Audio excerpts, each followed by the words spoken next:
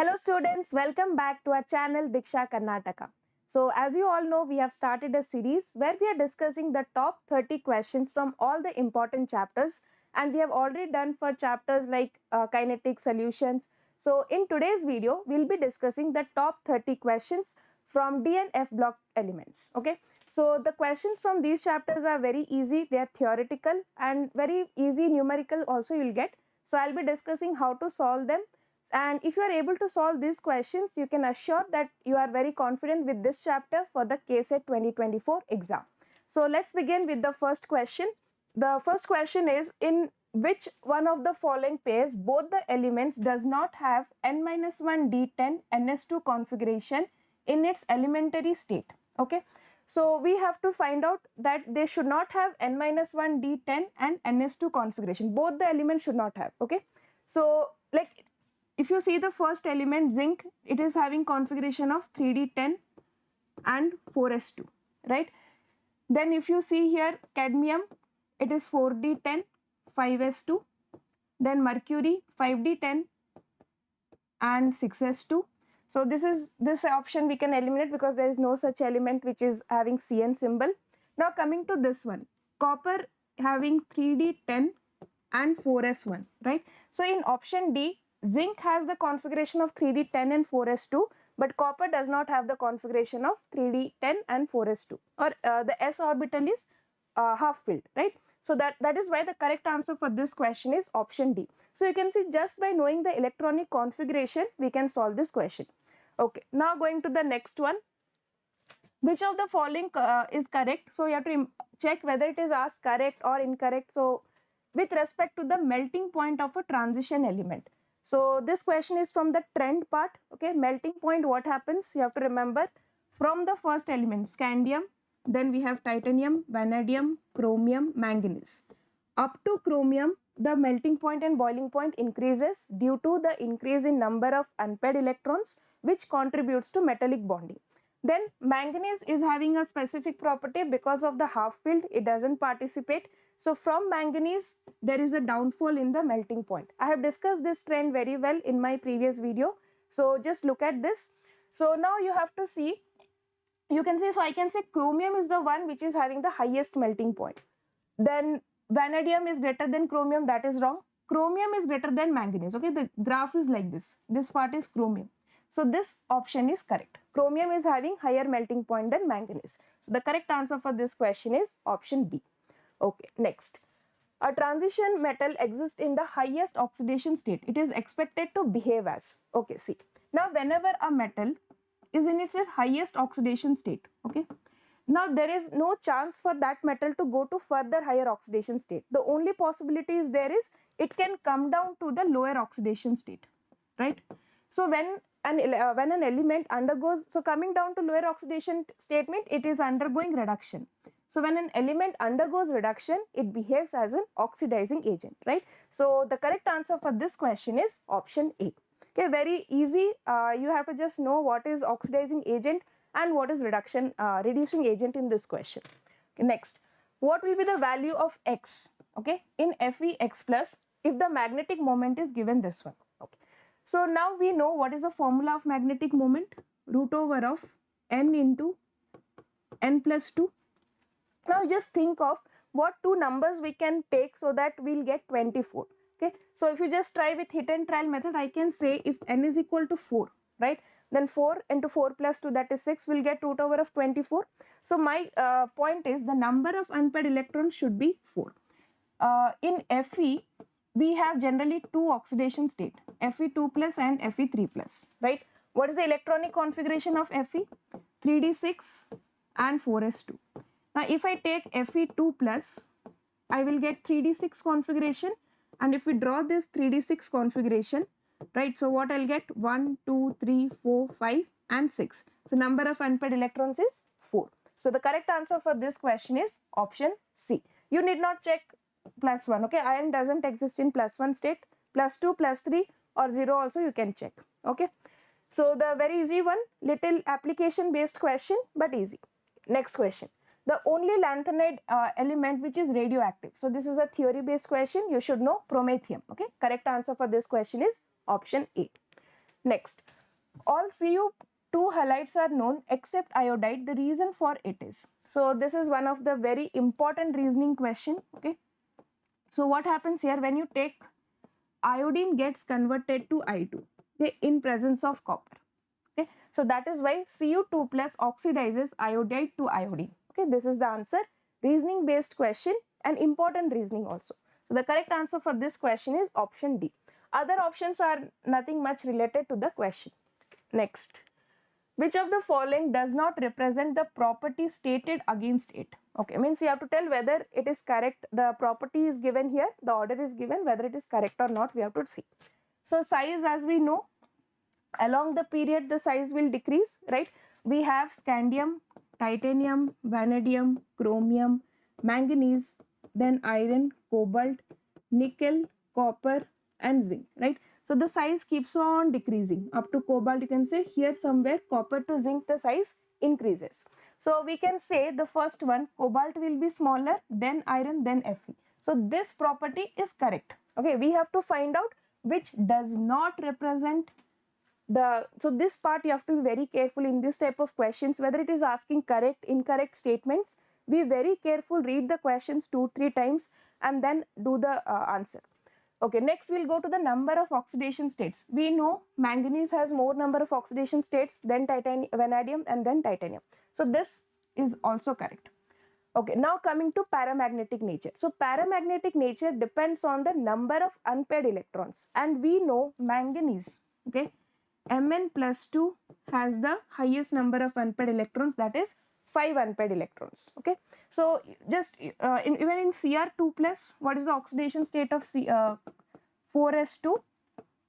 4s1 3d5, right? For chromium we have 4s1 3d5, so chromium 2 plus will have 3d4, 4 unpaired electrons. So we know manganese is having higher number of unpaired electrons, its paramagnetic nature should be maximum, but the order is given different, so this one is incorrect. Okay, now let us see the next one.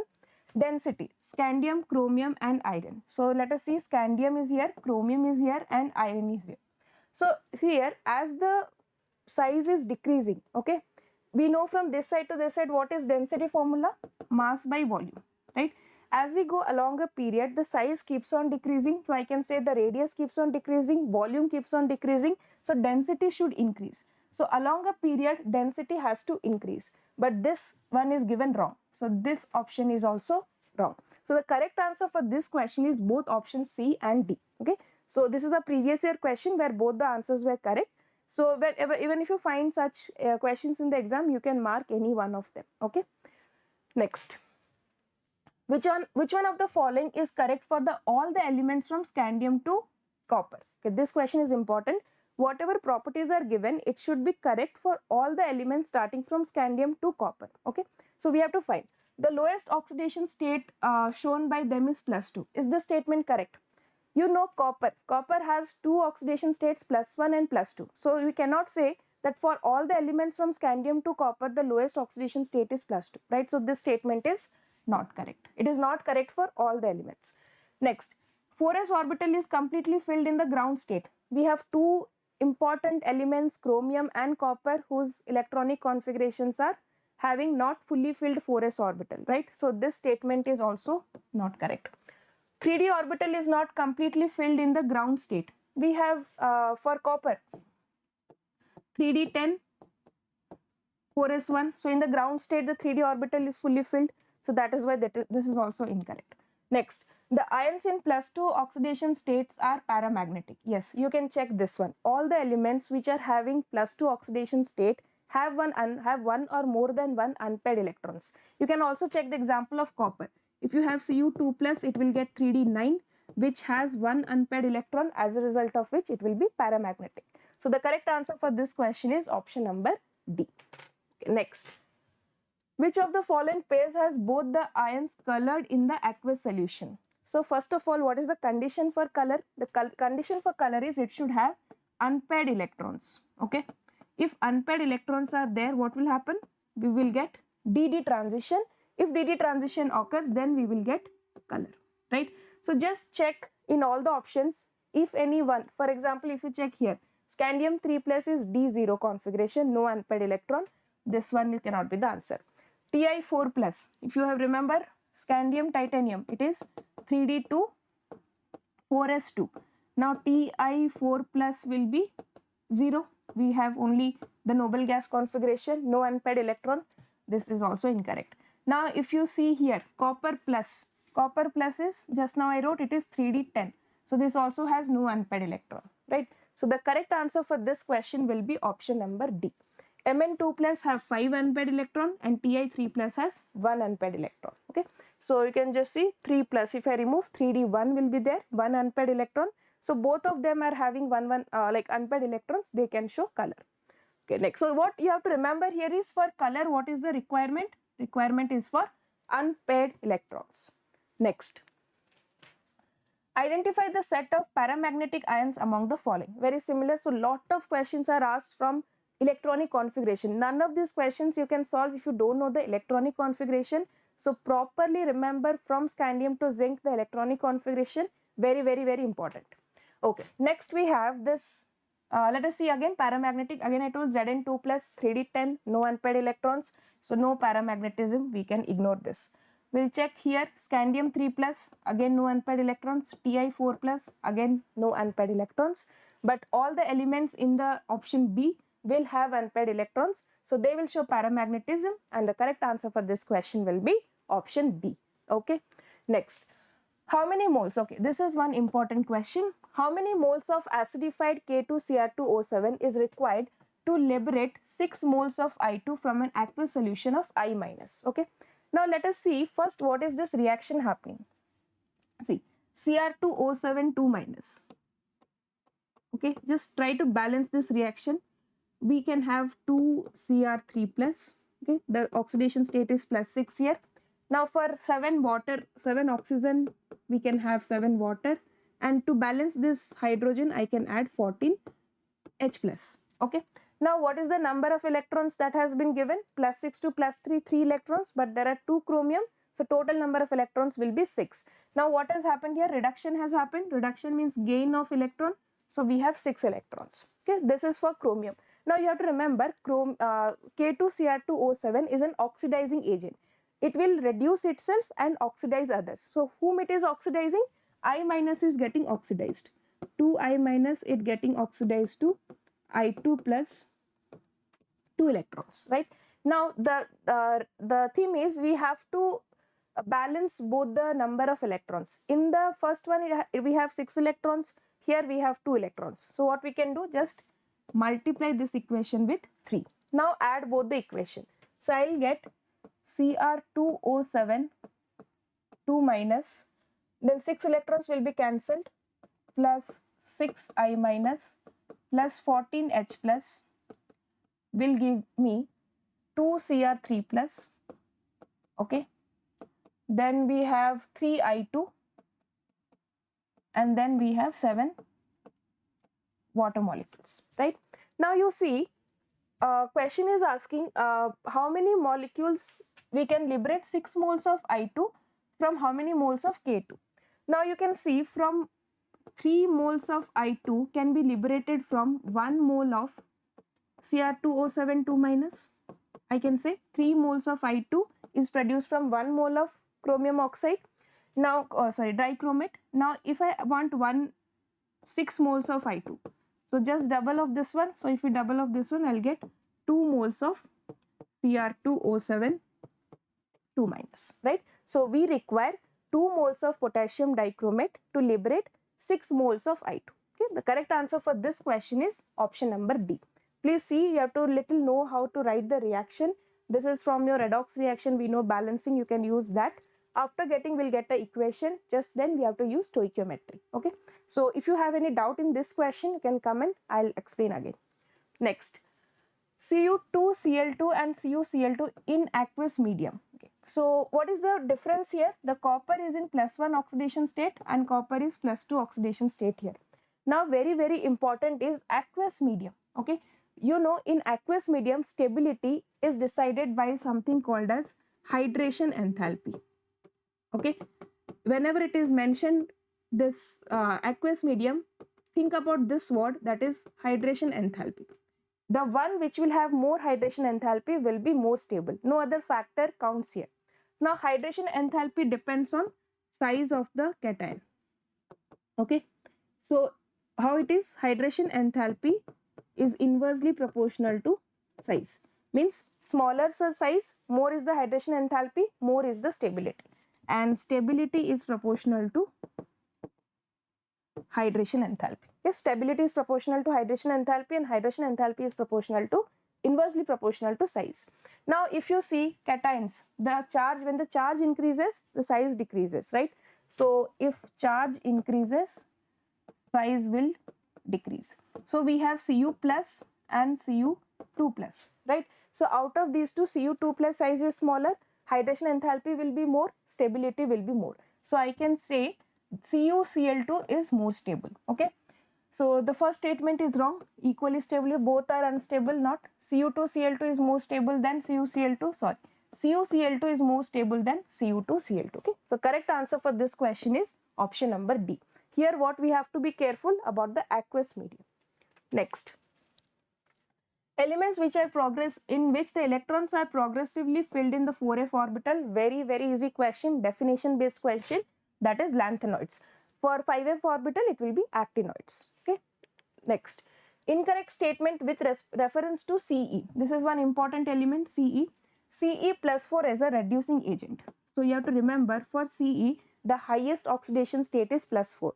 So it has no other chance to go to higher oxidation state than plus 4. It will always come down to Ce2 plus, the lower oxidation state. Now when it undergoes reduction, it will behave as an oxidizing agent, right? So it is not a reducing agent, it is an oxidizing agent.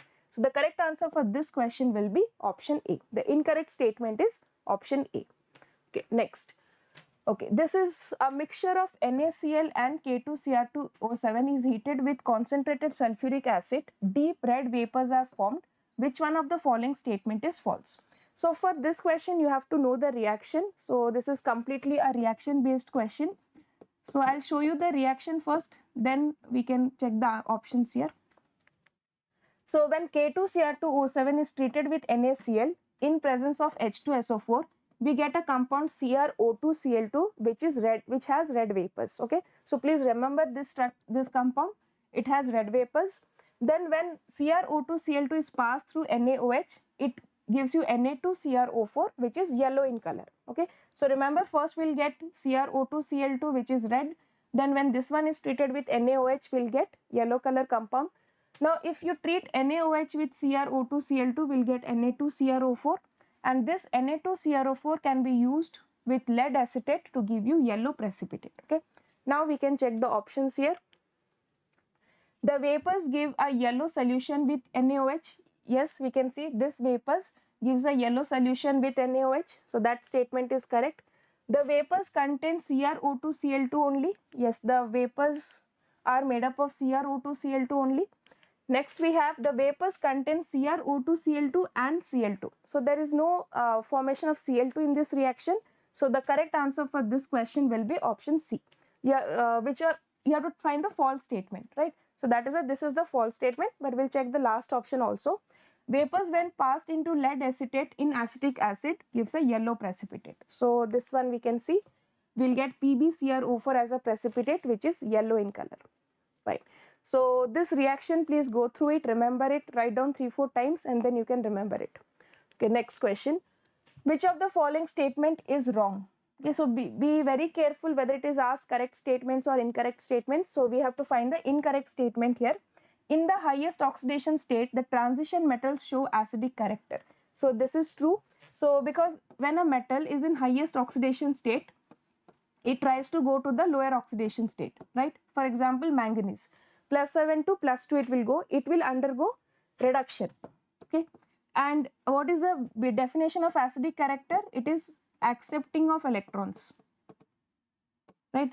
So for reducing, we have to gain electrons. So that is why whenever an element is in the highest oxidation state, it will behave as an acidic nature.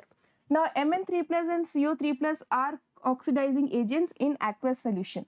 See, Mn3 plus can easily get converted to Mn2 plus, because this is half filled configuration, very stable one. Now when it is undergoing reduction, it will behave as an oxidizing agent. So this statement is also correct. Next one, metals in the highest oxidation states are more stable in oxides than in fluorides. Yes, this is also correct, because oxygens can form double bond. Okay, so that is why we will get more stable compounds with oxygen. Next, all elements of 3D series exhibit variable oxidation states. Yeah, this is incorrect. You can see zinc. Zinc element has only one oxidation state, that is +2. So here it is not mentioned transition elements, it is mentioned 3D. So we have to include scandium to zinc. All the elements do not have variable oxidation state. So the incorrect statement is option number D. Okay, next question. Which of the following is an amphoteric oxide? Amphoteric oxides are those which can have both acidic and basic character. Okay, so you have to remember very common example. We have V2O5 and Cr2O3. So the correct answer for this will be option A. Direct theory based question, nothing too much, no, but you have to remember some examples of amphoteric oxides, basic oxides and acidic oxides. But generally, if you remember, highest oxidation state means it will be acidic, and low oxidation states will be basic. Okay, so it is a common trend, but some examples you have to remember. Next, which of the following oxidation state is common for all the lanthanides? Again, theory based question, that is +3. So the option will be B.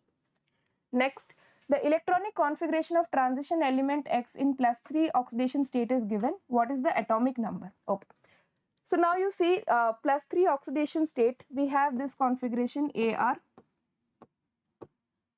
3D6, right? So +3 oxidation state will be, we will get 3D6 and 4s2, right?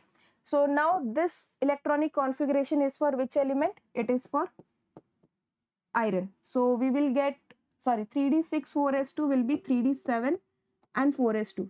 3 electrons are removed. After removing 3 electrons, we got 3D6, right? So the configuration will be 3D7 4s2. So this configuration is for cobalt, right? So the correct answer for this question will be option number C.